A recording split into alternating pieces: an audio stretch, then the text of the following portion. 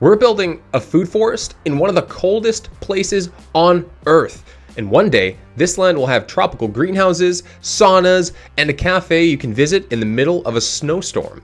But today, I think I might have accidentally destroyed about 27 plum trees here. these trees gave us about 40 pounds of plums last year. And it was awesome because it allowed me to bake them into delicious treats that I gave to friends, strangers, and family. But the trees are getting out of control and they needed a haircut. I hope I still get plums. This tree produced like 60 pounds of plums.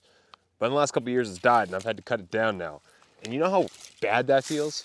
To have to cut something that gave you so much enjoyment. This is the weird thing. When you decide to grow something just for shits and gigs, it ends up being that you gotta actually cut it down, you know? Nobody wants that. It's like having a kid. You want them to grow up, grow strong, big, rah, not cut them down when they get taller than you.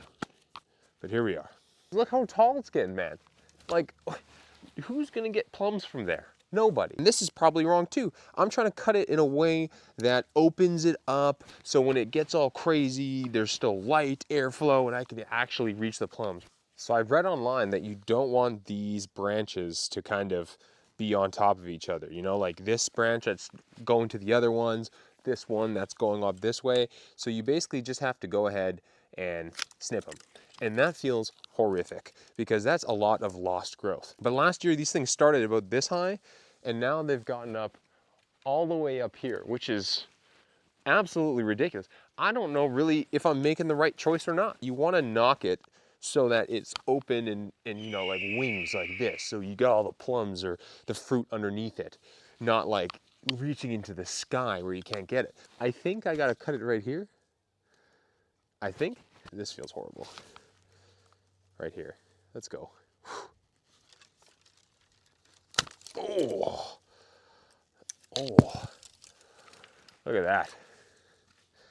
This thing is legitimately, the part I cut is taller than me. Let me get this part here. Oh, God. Like, I literally have no idea. Like, you know, when you watch garden videos, they show you one majestic tree. And they're like, oh my God, you want it to be airy, you want to open it up. But what they don't tell you is that if you let plums hit the ground, it turns into this, right? Plums everywhere. Like, I legitimately have 20 trees in here, maybe 30. Like, I've cut out 30 trees in here. So I don't really know what to do because in a way, these things grow like weeds. I don't even know if any of these are going to actually survive this treatment I'm giving them. Like this one, what do I do with this? You know what I mean? Oh God, do I just get rid of it? Each one of these is a plum tree. What? You know what I'm saying? What do I do? Oh God. Oh, like now it's just a stick. Look, this is going straight up. Like I'm never gonna be able to reach those. Oh my God. I hope that was not a mistake. What will all this cutting do? Will they die?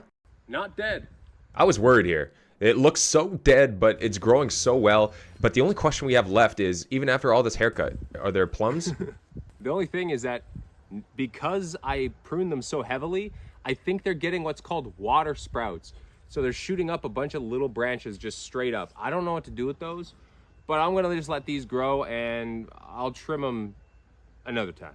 See where it's brown there? That's 2-year-old wood.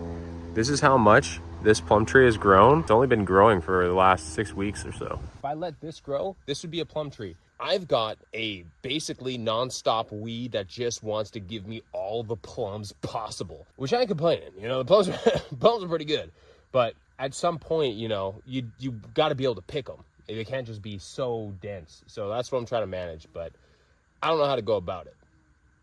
Hopefully I'm making the right calls. That's a big win. I'm so excited. I was worried that they wouldn't give plums this year, but all these trees have plums on them. And if you want to see how I turn these plums into delicious treats for friends, click the next video.